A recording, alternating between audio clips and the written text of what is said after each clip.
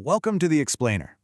Today, we're diving into an incredibly gripping historical account drawn straight from ancient texts.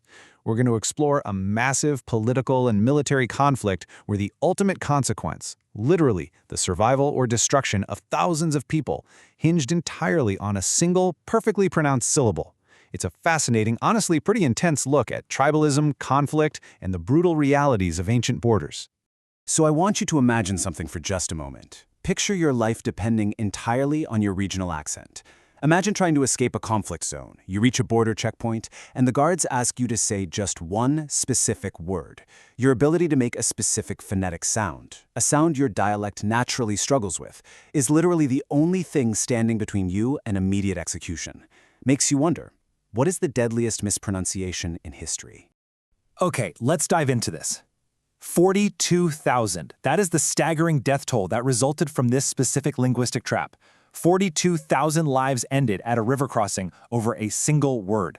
But to understand how a pronunciation test could become so incredibly lethal, well, we have to look at the political breakdown that ignited the conflict in the first place. Section 1. The spark of conflict, a threat of fire.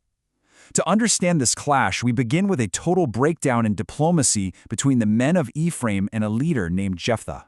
Let's break down the core of this argument.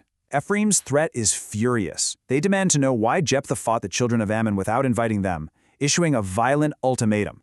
They say, "We will burn thine house upon thee with fire." Jephthah's defense, on the other hand, is pretty blunt.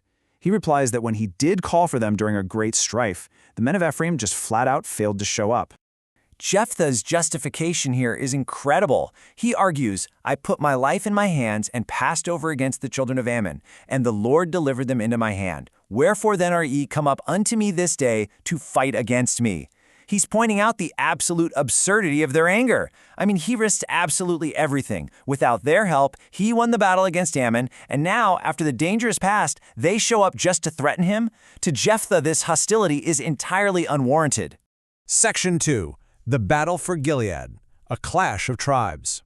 This war of words immediately escalates into a full-scale physical confrontation. Jephthah gathers together all the men of Gilead to stand their ground and fight against the men of Ephraim. And you know, the battle wasn't just about the initial threat, it was deeply personal. The source text notes that the Gileadites smote Ephraim specifically because of a really bitter insult. The men of Ephraim had called them fugitives of Ephraim among the Ephraimites and among the Manassites. This profound disrespect, basically labeling the Gileadites as mere runaways or outcasts, well, that fueled a fierce and violent retaliation. And ultimately, Gilead was victorious. Section 3.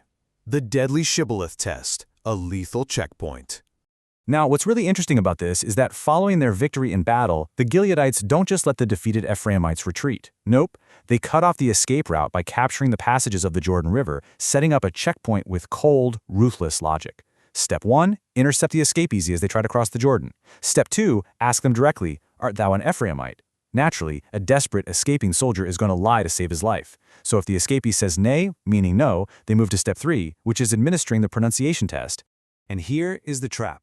The Gileadites command the escapee, "Say now Shibboleth." But the text tells us a fascinating linguistic detail. The Ephraimites could not frame to pronounce it right. Their regional dialect actually lacked the SH sound entirely. So instead of saying Shibboleth, the Ephraimite would inevitably say Sibboleth. That missing H sound was an absolute unhideable tell. The consequence for saying Sibboleth was immediate, and it was final. As the text grimly records, "Then they took him and slew him at the passages of Jordan." There was no trial, no secondary questioning. Missing that single phonetic sound was an automatic death sentence.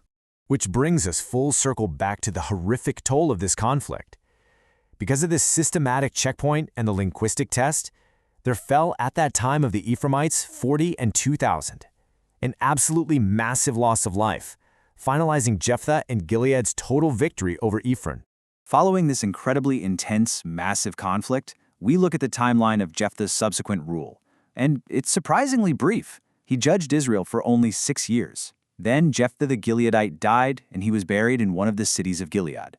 It's a remarkably short reign for a leader who orchestrated such a monumental and, frankly, deadly victory.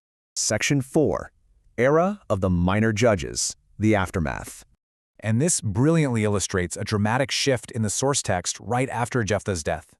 We move from a tense narrative of war, insults, and mass executions at river crossings to a surprisingly clinical set of statistics summarizing the next three leaders: Ibzan, Elon, and Abdon. It's almost dry humor how we pivot from 42,000 casualties in a brutal civil war to meticulously counting exactly how many sons, daughters, and donkeys the next guys had. Let's explore these three records. First up, after Jephthah came Ibzan of Bethlehem. He judged Israel for 7 years. What the text highlights about his reign is an immense logistical family effort. He had 30 sons, and he had 30 daughters whom he sent abroad.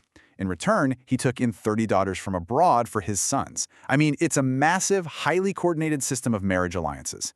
That supply chain basically entirely defines the historical record of his 7-year rule, before he died and was buried at Bethlehem. Next, after him, is Elon, a Zebulunite.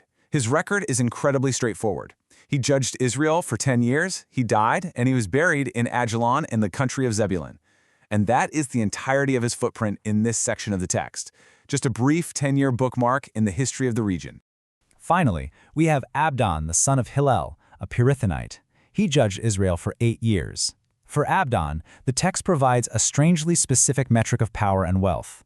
He had 40 sons and 30 nephews, and this massive family entourage rode on 70, which is 70, ass colts. That visual of 70 descendants riding around on 70 donkeys is his core legacy, right up until he died and was buried in Pirathana in the land of Ephraim in the Mount of the Amalekites.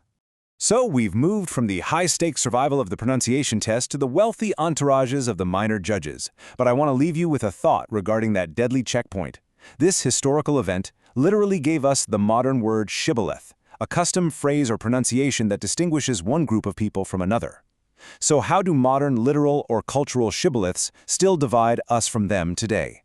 How often do we use minor differences in expression, background, or vocabulary to create high-stakes divisions in our own world? It's definitely something to think about. Thank you for joining me for this explainer, and keep questioning the details.